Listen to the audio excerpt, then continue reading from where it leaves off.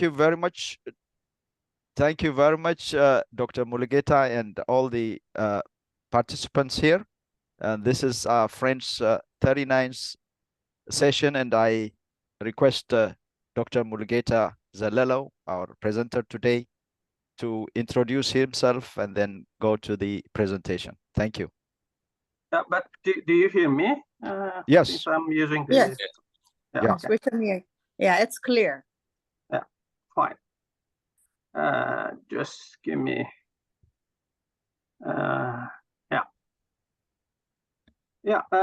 my name is Wolde-Kirkos. I'm Ethiopian, but I live in Northern Hemisphere, Norway. It's the coolest spot, maybe one of the coolest spots in the world. Today is, we are 1 hour late because of the daylight saving. I was a little bit confused. But I'm hydrologist, and I'm working for a consultant, Multiconsult Norway, which is a multidisciplinary company working in Norway, Africa, Asia, and all over the world. And hydropower is one of the business area of the company. I myself trained as hydrologist, hydraulic engineer, hydropower, bachelor in hydraulic engineering, master's in hydropower development, and PhD in hydrology. So I have been working for more than 20 years. So I think that would be enough. If you have something to ask, just say. So now I will just go to the presentation. I think I have permission to share my screen. Yes. Do you see my screen? Right. Yes. Yeah. Is it on the presentation mode? No. Yes. Now. Yes. Not. Yes. Yes. Yes. Yeah. Okay. Well, I have been asked by Dr. Abata. Thank you for the invitation to share my thoughts. It has been delayed for many reasons, but let's try to get something out of this presentation. So the topic that we chose for this session is hydropower for regional development and mitigating national energy challenge. It's not strictly a very strict rule, but I will try to follow this outline. Little bit background, why we have to talk about this topic, and see some statistics about access to electricity and its relationship with GDP per capita, particularly in the eastern part of Africa, Nile Basin countries, and share of electricity generation by sources in Nile Basin countries, and talk about national energy challenge and opportunities. And then I will summarize with some thoughts. The reason why we need to keep on talking about this topic, affordable energy to all, is because roughly over 55% of the people in sub-Saharan Africa have no access to electricity. Even though this data is from 2019, I don't see that it has changed much. There are some few exceptions in East Africa, in Rwanda and Kenya and Ethiopia, but this part is more or less as it was in 2020, 2019. And the energy consumption per year per capita in the Nile Basin countries is very low, well below the threshold that was assumed that will help to people to live a normal standard life. And one into two people in this wallet are added to the world between today and 2040 will be in Africa. And Zoom meeting can follow. You mute yourselves, the population. When do you want us to go? Thank you. Sorry for the interruption. It may go when we are going even. It's just starting. So. Sorry. Yeah, and the share of the urban population growth is quite significant. So urbanization is also an issue in Africa. Having many new cities, established cities, and some cities have expanded and surrounded the nearby areas and become bigger cities. And the Nile Basin countries has also the resource to satisfy its energy demand. So all of these are challenges that we face today, but there are resources that can also be used to mitigate this challenge. A little bit about the population growth in the region. When I look at the statistics from 2000 till now, the population has doubled in just 2 decades. They are from about 300 million people into nearly 600 million people now. So the growth is very significant. With this rate, there's a huge challenge to meet the energy demand of today. When we look at just two reference periods for urban population growth, this is I took only 3 countries: Ethiopia, Kenya, and Sudan. Of course, the figure represents all, but just took out for demonstration purpose. And the growth during these 2 years, 2 decades in Ethiopia, for example, in the urban areas, is about 8%, and in Kenya it has increased by 9%. In Sudan, it's more or less stable. Between 1990 and 2015, there have been many cities added in Africa, and the number of cities in Africa has almost more than doubled. And it has also been projected that African cities will add nearly 900 million inhabitants between today and 2050. So this is a significant number of population added to the world. So this is the same statistics which I tried to mention earlier. Most of the countries in Africa have very, very little access to electric energy. There are some exceptions. On this figure, you see that the yellow circles are the number of people who have no access to electricity. And it's only around Kenya and Rwanda which managed to supply a little bit 50% of the population.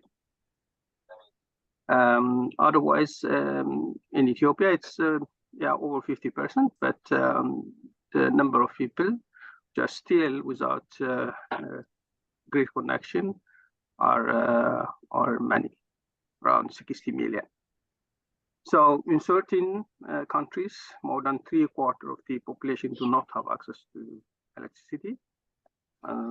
So I can say that almost all Nile Basin countries not able to provide energy or electricity for more than 50% of their population. It's kind of interesting to look at the relationship between GDP and electricity consumption per capita. This is a plot which I have taken from US database for the year 2021. So I gathered all the GDP per capita for each country and world and compared it with the electricity consumption per capita. So on the y-axis, you see the electricity consumption. On the x-axis, you see the GDP per capita.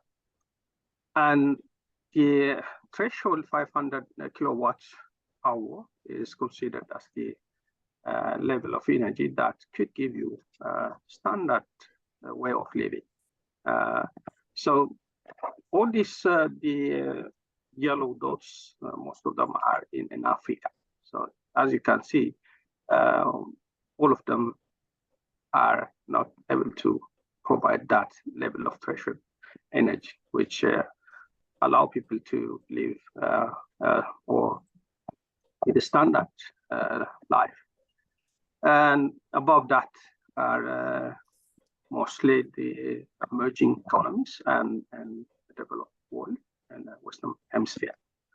So as you see, the GDP is very much linked with the energy supply or consumption per capita. So there is no country which has energy but being poor, or there is no country which has high rich and having low energy consumption. So finding a solution for this obstacle is very crucial to promote growth in the region and give people a better life in the future. I have also looked at a little bit how share of electricity is apportioned in each country. So I just look at the database and then looked at it. And in the Nile Basin, countries, most of them have a considerable share of electricity from hydropower. Ethiopia, Congo, and Uganda, nearly they have their energy source from hydropower. But other countries like Tanzania, Egypt, and Sudan, and also Eritrea use quite considerable amount of fossil energy. Though it's diversified, you see that the share of hydropower is also increasing. So this is a plot where and the time series of share of hydropower with the energy generated for each country. As we can see that Ethiopia, Democratic Republic Congo, and Uganda have their energy source more than 90% from hydropower. Of course, Burundi and Sudan and Rwanda are also in the same.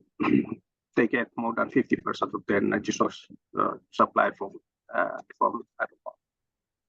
So it looks like that hydropower is the preferred energy source for Nile-based countries, at least.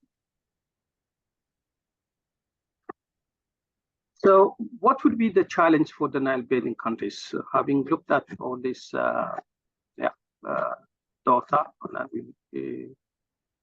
and then analyzing it, and then what could be the possible challenge that these countries could face?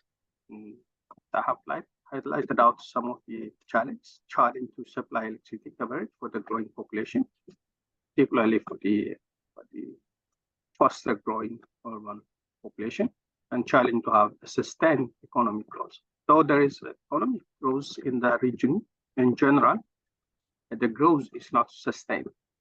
Some years back in 2011 and 12, there have been significant growth in the GDP. However, after that, though there was growth, it was much smaller than the growth in 2011 and 12. So the challenge to have a sustained growth is also linked with energy supply. Job creation, which has been a problem. A lot of people have been migrating out of the countries. And all countries in the world signed up to reach the Sustainable Development Goals by 2030. And one of these goals was to ensure access for affordable, reliable, and sustainable and modern energy for all. Some have put their milestone a little earlier than 2030. Some Ethiopia has forward to supply energy for its own citizens by 2025. I still struggling, but might be achievable in a couple of years.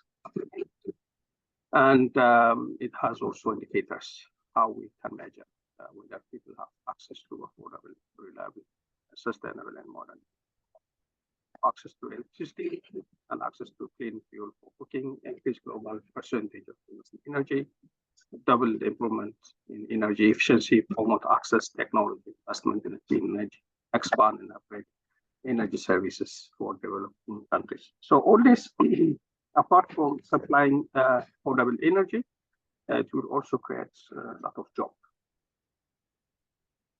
So Africa has opportunity, though it has so many problems. It has also a lot of opportunities to utilize. So I also looked at some of the data that I have. And Africa accounts for about 80% of the world population. However, the energy production is very much low compared to the technically available potential of the continent. So it's about 8 to 12% of its technical potential which is generated.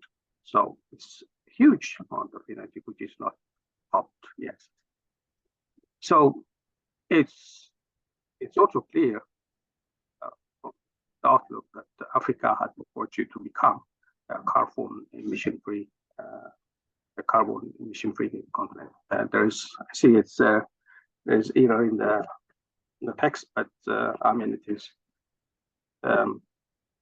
carbon-free continent. So there are also many opportunities which are due to the ongoing hydropower projects in the region.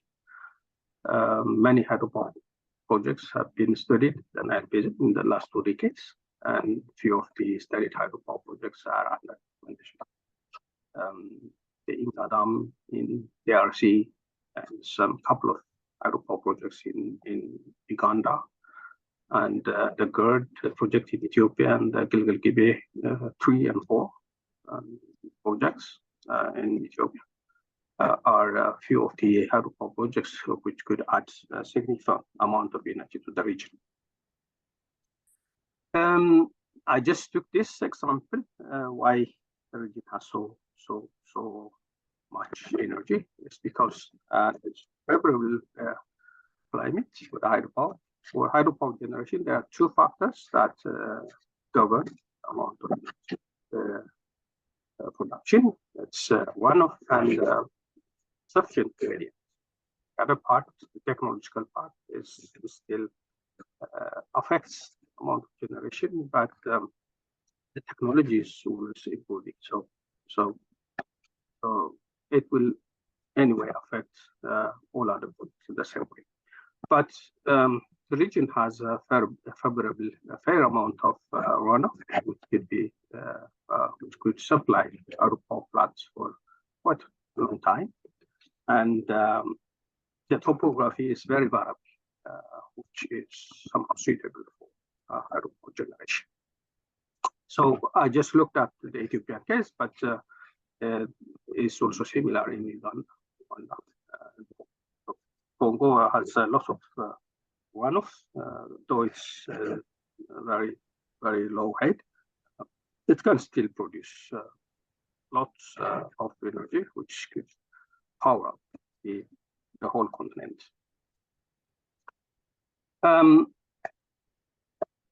I just looked at the outlook from Ethiopian project studies, where Ethiopia has put a master plan to supply energy to the nation and also to export the regions. So the plan, as I can see it, the current generation it's just that the little bit short of the planned energy generation in the country. So, but we secured that planned amount of energy generation can be achieved. And with GIB4, completion of GIB4, the amount of energy generation in the country could be very significant. So at the same time, the export energy could be significant. There is already a connection between Ethiopia and Djibouti, between Ethiopia and Kenya, and between Ethiopia and Sudan. So this will promote regional economic development and will alleviate some of the challenge, the national challenge of transitions. But how could an imported energy from hydro source could be integrated in the local system? Obviously, the base load company is supplied to Central or one of other type hydropower plant from the host nation, and the intermediate load could be covered by exported hydro, and solar and storage hydropower from local sources can make the peak load part. In this way, it could be possible to get the energy in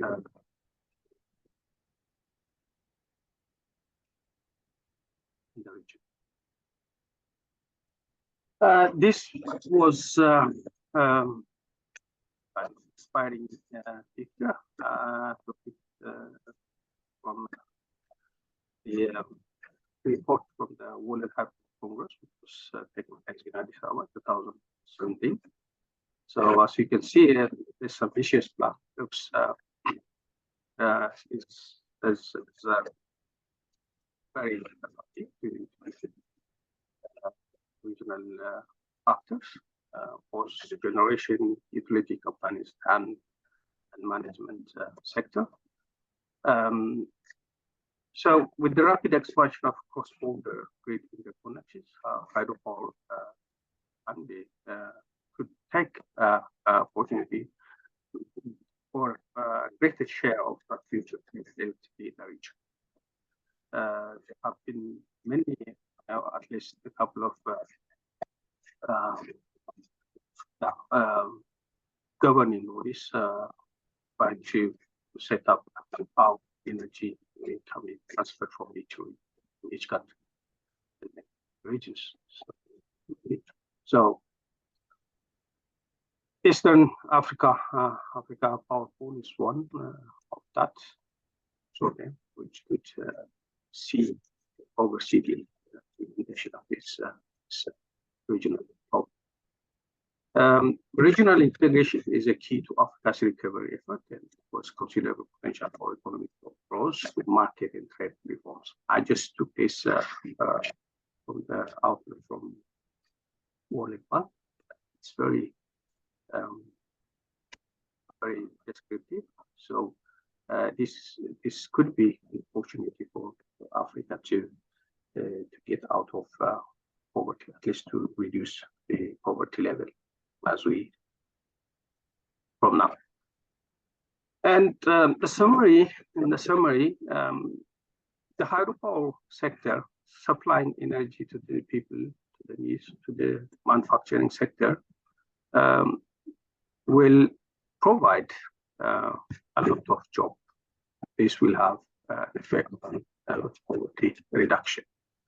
So according to the IEA prediction, there will be 2.8 million local jobs over 2021 to 2030.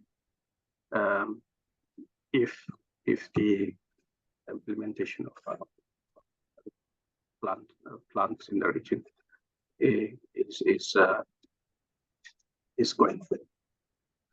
So apart from supplying energy to the people, to the industry, to the service center, it will also generate a lot of jobs from grid extension, any grid of grid, or the housing facilities. All these small jobs, small and big jobs, will make a difference for Africa.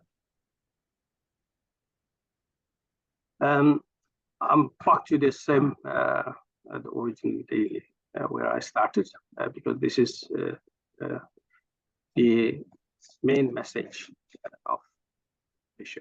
So without having access to energy, there's no way to work. So Africa needs to invest on its natural resources in form of regional socio-economic development and mitigate national risks. Access to affordable renewable energy, create jobs, and provide the possibility for people to have a better quality of life. So thank you very much. This is the end of my presentation, and this is Armament, my favorite place, about 500 kilometers southwest of Addis Ababa, and still it's my heart, so I'm very far away from Armament. Thank you.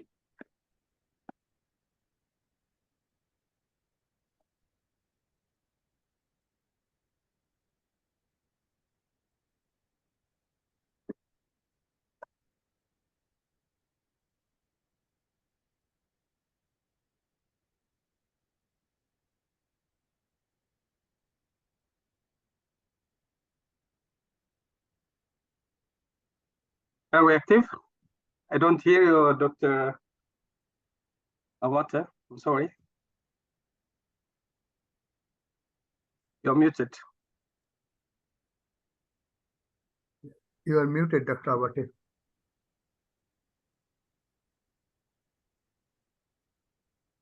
You're muted.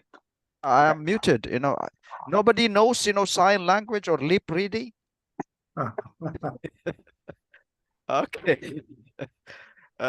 Thank you very much again, Dr. Mulugeta, for the very informative, educational, and for me, and this group as well, the initiation of this group, the vision and the focus that there is much to be gained through cooperation and collaboration. We have a greater common benefits, so we call it. And I like, here, I may be a little bit biased, but the co-founder of Friends, Dr. Khalid, must be here. I don't see him, but Khalid Sadiq, are you there? Khalid? Khalid? Yeah, he was there, and I don't know what happened. But Dr. Khalid Sadiq is agricultural economist from Sudan. He is now in Germany. As you know, Sudan is suffering from internal war. And it's a very heartbreaking thing. And Dr. Khalid has communicated to you through Friends email group. He co-authored a paper regarding the atrocities resulted from this war. And he analyzed with his co-writers there how much damage regarding the making many people without jobs, the poverty level going down.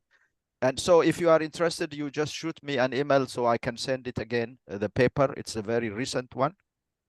Hello? Oh, okay. So I will just stop here and give the opportunity for you guys. Let me see who is, if you show me your hand, that will be great, because that will be easier for me, as I'm old-fashioned guy who is not that much, receptive, I should say, to these emoji things. Or so you can raise your hand, or I mean, you can shout out. So, okay, Professor John Akech, you are first. Yeah, I would like to thank the presenter, Dr. Mulugeta, for this informative. It's very interesting that obviously connection between power consumption and the level of poverty, or per capita. It means they follow one another. Just wondering which one comes first, but that's a joke. So now, we are in South Sudan in a recent economic conference that was done, I think in September. It was found that oil actually revenue is about 16% of the GDP. And then they found that about 8% of that oil, we use half, 55%. I mean, 50% of that goes to roads of the whole. And in fact, 98% of the government revenue is actually oil revenue. Tax is is not really very high there. It's not collected very well. And so the talk is there. Some of us are saying that why don't we actually give priority to power, and then roads? And our politicians are saying roads are more important than power, because you have seen that in your presentation. There are dams that have been proposed, a lot of proposed projects in South Sudan, but they are not being implemented. And we are putting a lot of money into the roads. In fact, they are not. This is a different thing. Whether roads are actually coming is another matter. But clearly, money is going out in the name of roads. Am I wrong? I mean, are we wrong? Those of us who think that actually we should invest more in power, and then have to have a better balance. Because if you give half of your GDP, I mean of your revenue as a public authority, to roads, and then everything else, salaries, health, education, is crammed together. The World Bank estimate is even higher about the amount of money that goes to roads. So I think, can you actually, are we getting something wrong? Some of us do think that we should be investing more in power because we create jobs, and we can tax that, those who have jobs, and then you balance. There is something also happening. A lot of new roads that have been completed are 4 lanes, and we are saying, can we not have the whole country 2 lanes, and then later on expand, rather than just having huge 4 lanes in one place? Say you go 200 or 400 kilometers of 4 lanes, that could give you, if you go 2 lanes, could double that distance, and it means the country can be covered. I think that is what that's just my comment, and maybe you could amplify or tell us where we are going wrong, whether we should have done better, investing more in power, because you can see it linked with poverty eradication. It helps industrialization, create jobs, and even a small SME, when they're connected to power, they would do a lot of things. Food preservation. We have a lot of fish, and it's just getting rotten. And now we mostly attend to dry fish, and is actually export tons and tons to DRC and to Uganda and beyond. And and I think this idea of having dry fish is being this entrepreneurs trying to find a solution because there's no power. Otherwise, we could have a better way of selling fish, maybe frozen or something like that. Like we have Nile perch, which is one, we have really freshwater fish is enormous. I can realize that potential is not wealth. Thank you. Thank you, Professor Akech. And yes, Dr. Mulugeta, I think, I'll give you the. I can reflect on this one, but Okay. obviously I'm not economist to look at all the factors. But rules are also necessary to have access to our market. But one has to strike a balance between what is sustainable and what is not. And of course, maybe it might be better to sell the oil today rather than selling it or reserve it for later. So that could be one of the reasons that your country is trying to utilize that river as much as or as fast as possible.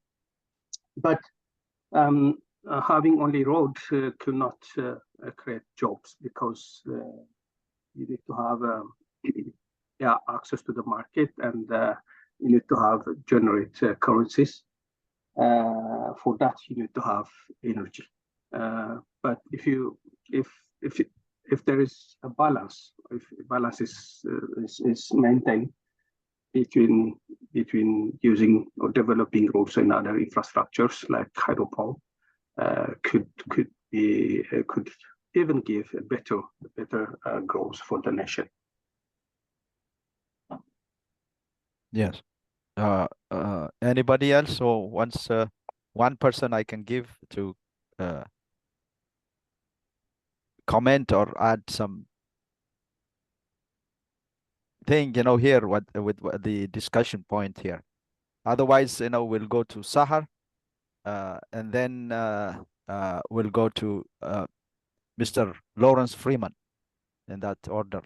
That's how I saw the hands. Okay, Sahar, go ahead. Dr. Abatami, I'm not right. Oh, you are not, because it says Samsung and Samsung. So that's a code, Yeah. I think. Yeah. Who is that? Who raised his hand? Is that that's- Samo? No, that's me, Dr. Abate. This is Bahailo. Bahailu. Okay, Engineer Bahailu? Yes. From California. Yes. Welcome, and please Thank go you. ahead. Yeah. Dr. Mulugeta, thank you for your presentation. You have given us a good information about Ethiopia's, hydropower capacities. As I feel so great about Ethiopia's hydropower capacity, which is basically now the Gilgil-Gibe 4, and also now known as the Kiosha, and also the GERD, which will be completed soon in the next 3 years.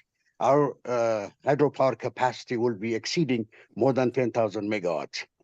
And the distributed power in Ethiopia mainly is of hydro.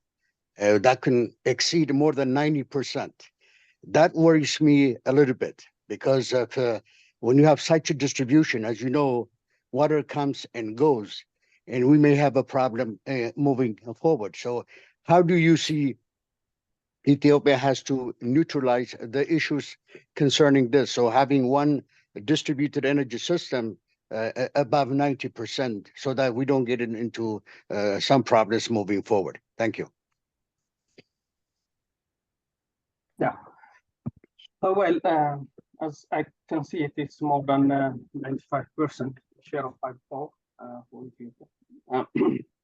Well, the share of hydropower, the developed hydropower, would be around 20% when GERD is completed. So there is still a lot to go, but Ethiopia has not stopped developing other sources of energy like wind and solar. But these alternatives have very limited capacity, and then if you remember in one of my slides, there's a load distribution, which could be, for example, the big load part could be taken by wind or the solar, because it's variable during the day. Whereas hydropower, you can, if it is well managed, you could reserve it. You could use source to balance, strike a balance between other forms of energy. At the same time, Ethiopia's population is growing very, very, very much, and the urban population has also a very significant contribution to that. So there is a huge energy deficit. The only thing that I'm very much worried is about the management, whether it is being operated in such a way that the energy or the system is being used optimally. Otherwise, Ethiopia has also very varied geography and climate system. Some of the hydropower stations are located in bimodal rain system. For example, the Melkaogen and Awash, they receive the peak runoff occurs twice a year. So that's opportunity for have to prolong the operation of the hydropower. Whereas on the other side of the nation, on the western part and southwestern part, is a unimodal.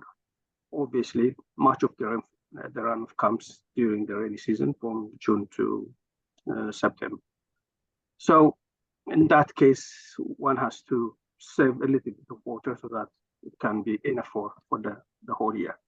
But there is possibility to optimize, but I just don't see that without having hydropower development in the country.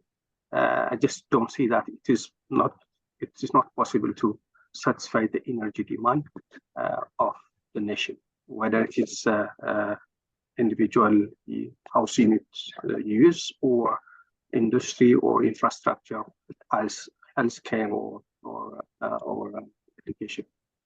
So I think we could say that kind of thinking, but I don't see that would be a big problem if it is managed optimally. Yeah, thank you. And I want to add, something for your thoughts, and you can address it after Mr. Freeman speaks here with his questions or comments regarding not only for Ethiopia. I heard that Ethiopia is the energy tower, especially in the hydropower side. The potential that is there is a lot, and I want to add on John Akech also, Professor. South Sudan has plenty of fish, for example, and Ethiopia has the electricity, which can maximize the benefit of having Sudan's large potential production of the fish and having the market there reaching in the region. And electricity wise, Djibouti, Somalia, South Sudan, all this, if they come together with a cooperation mind, I think there is a lot to be benefited here. So that, can you also speak on this aspect as well for regional development, for regional peace? So I just would like to ask you about this topic as well. And Mr.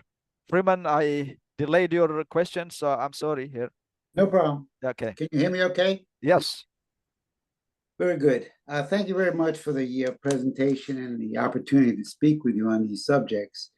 Obviously, when you're looking at the discussion earlier, the key for Africa and the key for any nation to develop is infrastructure. And we're touching on the keystones of infrastructure: energy, and not just roads, but I would support the plan for a high-speed rail integrated railroad network throughout Africa, which is in the AU agenda for 63, but it's far off, because railroads and energy are essential for any nation to develop economic sovereignty. The statistics that were provided earlier are very clear. The lack of energy in Africa, and especially in sub-Saharan Africa, is killing people. And the only way for progress to take place is there has to be abundant and accessible energy. And the chart that was shown earlier is something I've known for decades, that the level of energy throughput and the power of that energy flux density, these two conceptions of energy are responsible for increases in the standard of living, or sometimes we measure it falsely as GDP. Those inputs increase the physical wealth of a nation. Energy in both forms of power and total throughput. Ethiopia does have enormous hydropower potential. If you look at the survey, the US survey from 57 to 63, which named 4 hydroelectric dams in the Blue Nile Basin, of which the GERD is one of those 4. There are 3 other potential sites for massive hydropower development in the Blue Nile Basin alone. But to look beyond this and to the questions that were just raised on regional development and the progress of Ethiopia and sub-Saharan Africa, we cannot limit ourselves to simply hydro, solar, and wind. In fact, I find solar and wind relatively ineffective in terms of industrialization capabilities. You just had a conference in South Africa where they highlight the fact that you have to continue to use hydrocarbon. I see no problem in that.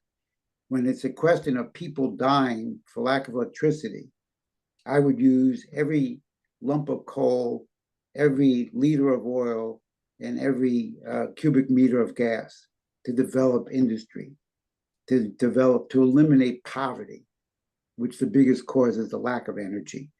And I support entirely the South African energy minister, Montage, in his rebellion against the limitations of people saying you can't do this, it's going to be environmentally unsafe. I don't believe any of that. We have to stop the death of people, and we need massive energy. And the other source that in recent conference, this took place last week in Pretoria, Africa Energy Week, they not only discussed the use of hydrocarbons, but of nuclear energy. South Africa has the only nuclear plant. Egypt is now building one with the help of Rostom. Nuclear energy is essential for Africa, and especially with the small modular reactors of 200 to 400 megawatts. This is the future. We cannot simply wait. We simply can't divide what's fixed. The Nile Basin nations have doubled in growth. They will continue to grow with population. The Nile is not large enough to support them. One solution would be desalination powered by nuclear energy.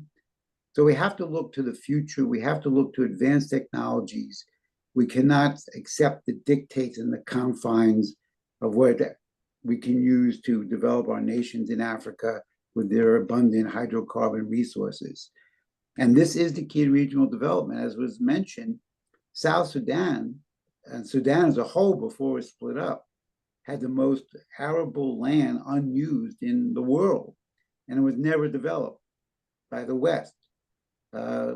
Sudan could have fed Africa at one point with its potential.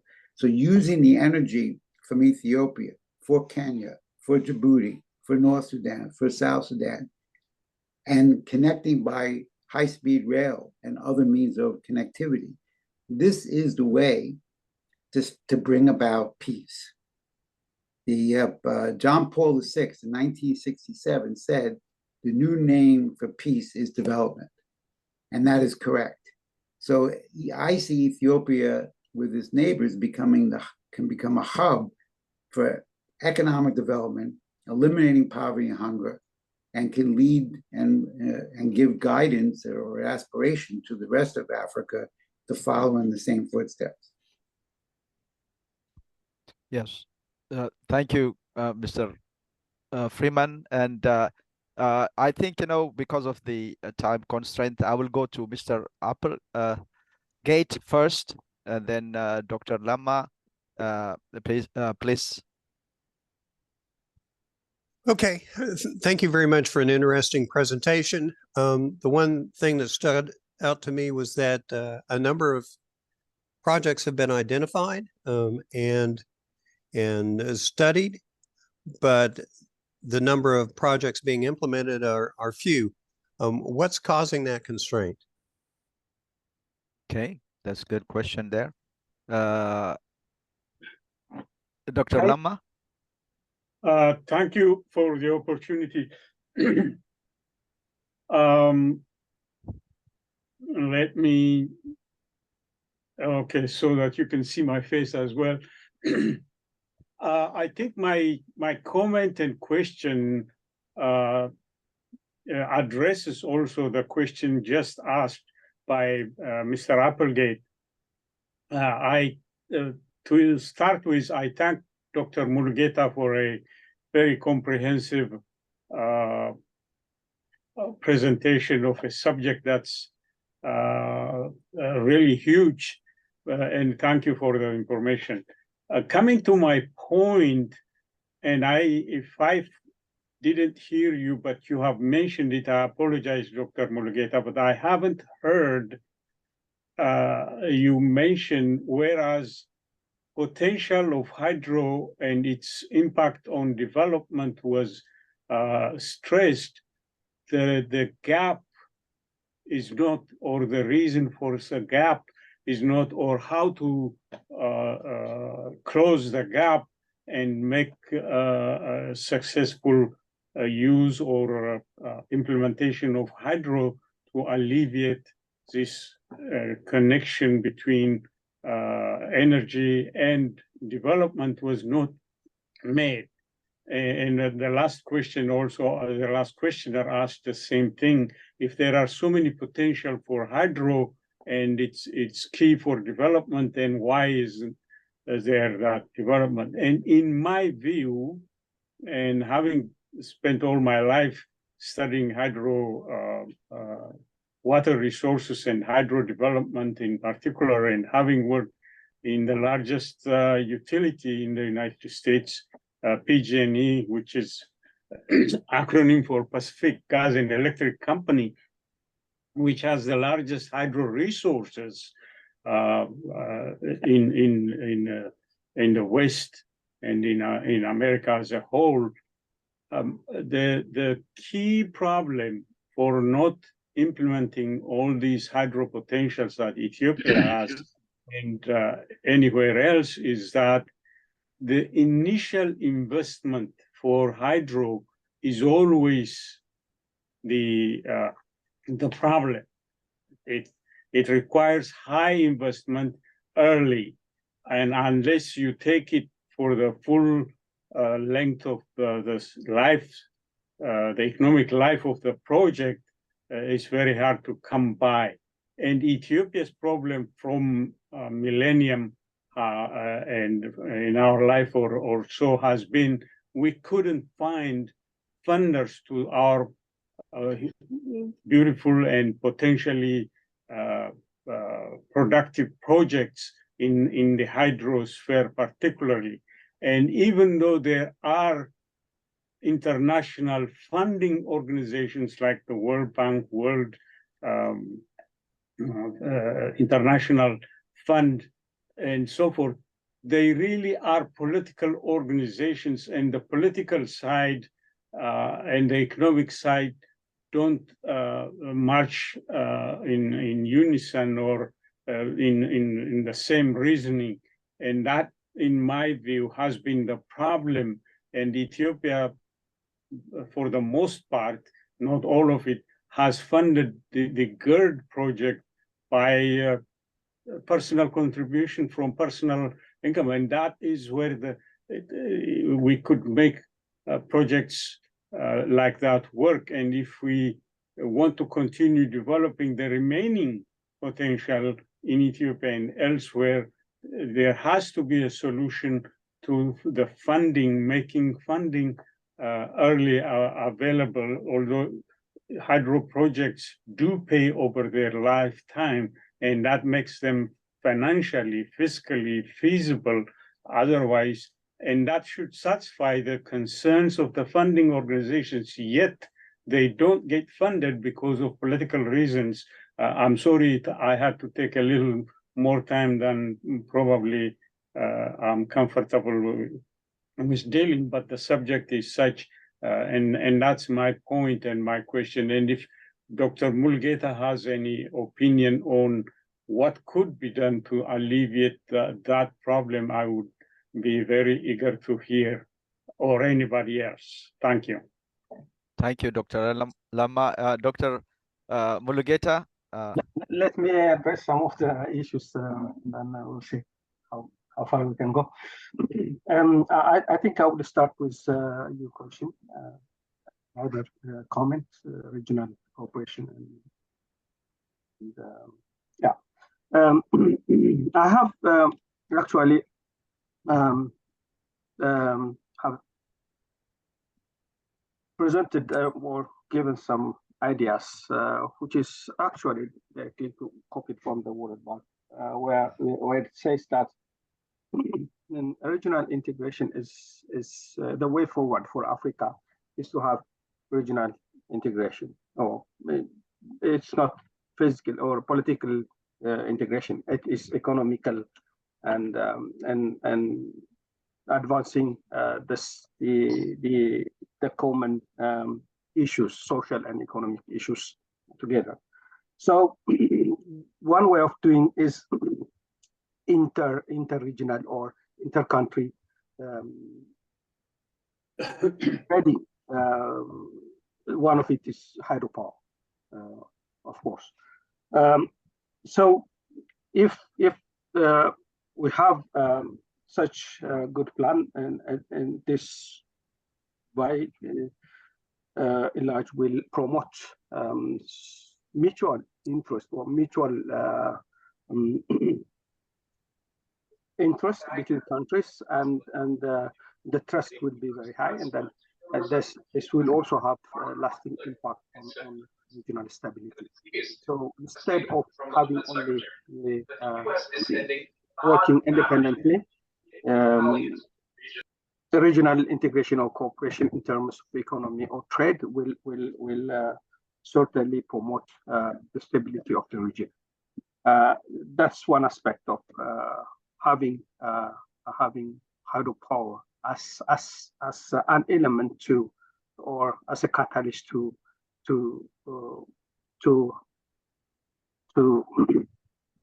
integrate the region. This, of course, has also impact on Freeman. For example, Lawrence Freeman has mentioned the development of high-speed railway system. This could not be achieved without having energy. It consumes a lot of energy, but it's also an issue that has to be seen as one of the things that could promote the regional trade and mutual trust, because having transporting or goods and then bringing to the delivery faster and safer and will be economical and will certainly create a lot of jobs. So that's one aspect of hydropower, which will help to actually promote this regional integration. The reason why we don't get, or why these studied hydropower projects are not being implemented is very obvious. The Ethiopian case is very, very visible. Ethiopia, for those of you who knows the geography and hydrology, Ethiopia is like an umbrella. Like it has topography which rises at the center and descends towards the boundary. That follows, actually, the river follows the topography, and all of the major rivers, even though they are originating from Ethiopia, they are transboundary rivers. All of the rivers, the major rivers, are crossing borders. So the Nile case was actually a very a case which has attracted so many actors from the World Bank before the development of the GERD project. There were actually 4 cascade projects that were supposed to be implemented. This was studied by the intro, which is a section of the Eastern Nile technical group, which is located in Addis Ababa. So I'm not sure when exactly, but it was before the start of the construction of GERD. There was an agreement that these 4 projects would be financed by the World Bank. And then after that, one of the parties, the 3 countries, has disagreed. These projects were developed by the expertise of the countries, but at the end, when the implementation comes, that was not realized. So Ethiopia has opted for another option to implement just 1 project for the time being. So obviously, it's a financial problem, but the geographic location of Ethiopia, and because of the nature of the rivers, which are transboundary, it was not possible to have international financing. Hydropower, as many of you know, is a non-consumptive, water-consumptive project. It just uses the water to produce energy, and then the water comes out and follow its course. The question is, then will face cooperation between countries, and the other part, the financer, should also question why this kind of dispute could not be resolved. So that's one of the things that has not been actually, I haven't seen so many fruitful discussion or negotiations in securing finance for hydropower development projects in Ethiopia, actually. So the ball is still between the neighboring countries sharing the water, and also international. Yeah, I think this is how I could understand the situation when it comes to hydropower development in Ethiopia, particularly in Ethiopia. Yeah, it's a very interesting discussion and presentation, of course. But unfortunately, there is a time constraint here. But this is a topic that we have to continue. I remember in 2010, I went to visit I think it was the 75th anniversary of the dam, Hoover Dam. It's organized through ASCE, and I heard there one presenter saying that there are 3 legs for any big project, and this interregional, for example, economic development, or those components that can promote economic growth by default, I can say that it brings peace and in the region as well. So he said that the first thing is the technical capability. The second leg is of the stool, if I can use that term, is the economic capability. Is there the finances? And the third is the political will. Is there any political will to do that?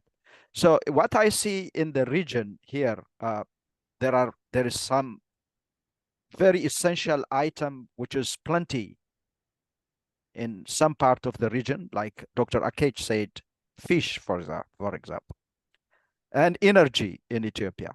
And if you see Sudan, I can send you an article by Bloomberg, like hundreds, thousands of potential irrigable land in Sudan. So if it has regulated water,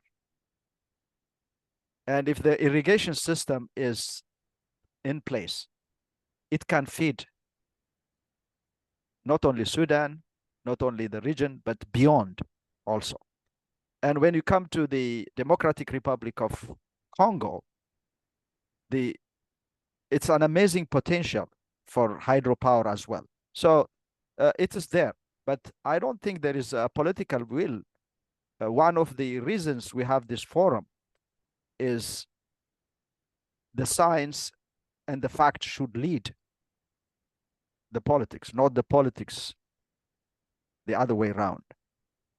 We are influencers, in my opinion, however small it is. So this is a small thing, but it can grow. It's bringing people internationally as well. And there is what's termed as the Cooperative Framework Agreement, CFA, for example, among the Nile Basin countries, 11, which is tried to be successfully agreed upon, but there are some hindrances, again, political. If you want me to send you about the Sudan, for example, and the economic benefits and other disadvantages, if there is any, there is papers by Dr. Khalid, for example, on the benefits of the GERD on Sudan, and Bloomberg on the potential of irrigation that Sudan is having. So I can send it to you if you email me. All of you know my email address.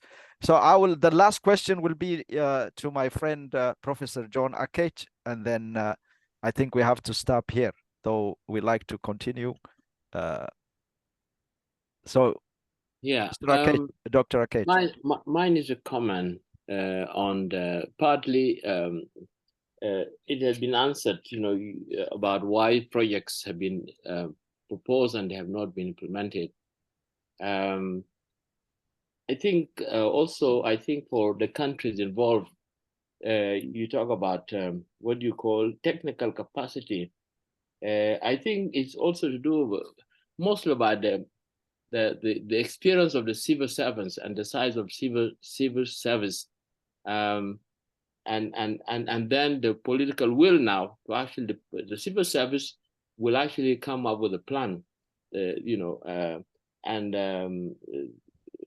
civil servants, I mean, the government bureaucracy that is there is capable to generate good projects and also come up with ideas how the projects would be implemented and has that capacity to follow through. And I think I would say what they call, problems are the mother of invention. I think the moment came for Ethiopia. It was the right time for Ethiopia, a very historic country with very deep civilizations. But I think over the last 30 years, we have noticed a big just rise of Ethiopia. And what they have done is falling on themselves to fund, to navigate the complexities of political hindrances that are there around. There's something also between countries. Some people look at development as a zero-sum game, So you want to leave your neighbor to behind or to be dependent on you. That kind of thing is also there, although it's not said on the tables. So for South Sudan, I don't think that we really have, as a country that has been marginalized. We are lacking statecraft.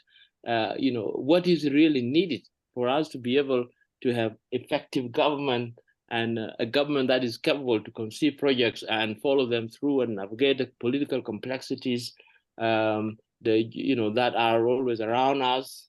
So I think I would say what Ethiopia has done is an earmark tax.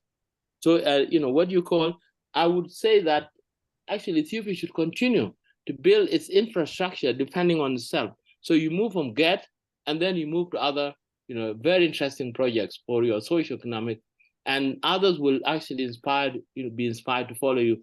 Me, as administrator of university, was inspired by Ethiopian example. I get very little funding from the government regarding infrastructure. I had over 30,000 students. One day I sat down and I said, if I take $100 from every student, what will it be? Bang, it was 3 million. And I said, okay, I added on top the tuition fees. So that is something that, we will try to get that money and build a complex, and then after another provide equipment and so on, in addition to the fee that we have.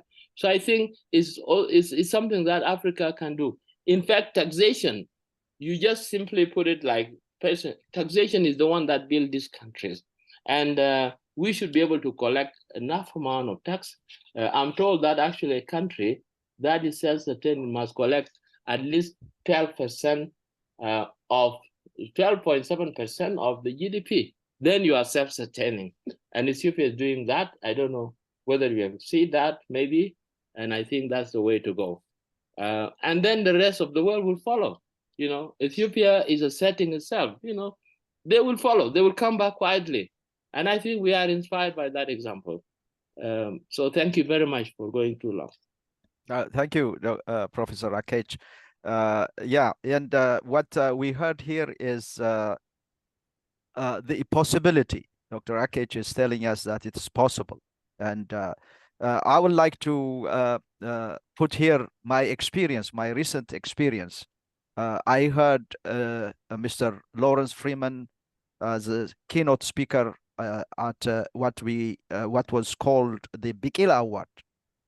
It's like a small candlelight, I can say, in the midst of this darkness that we see around the region, especially our region, Ethiopia, Sudan, and everywhere, South Sudan, Somalia, Djibouti.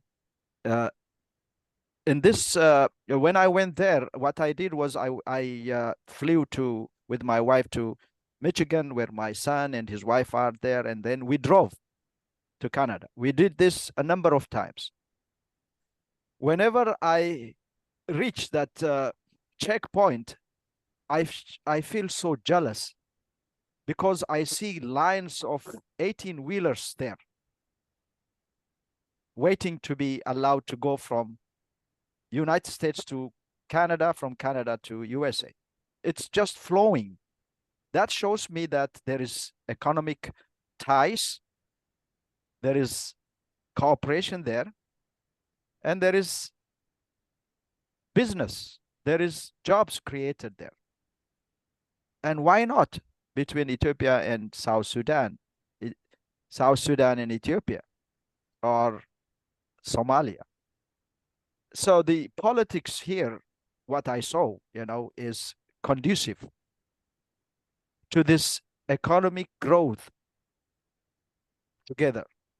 And I can take an example, again, Canada and the United States regarding the transboundary river, Columbia River, the agreement that they have. So it's possible. It's possible. So we have to lead the way, in my opinion, and we should not undermine our capability, our strength. The small things can make big difference. So keep up the good work, and we'll continue to build up our friendship and discussion. And if you have any comments or something that is wrong in your opinion, feel free. So this is a forum for a free discussion among friends. And thank you very much, and have a blessed day. Thank you. Thank you. Thank you. Thank you. Thank you. Thank you. Appreciate it.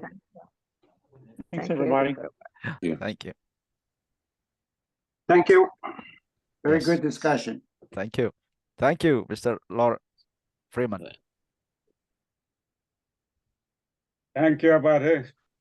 Thank you, sir. Thank you, Dr. Lama. Appreciate it.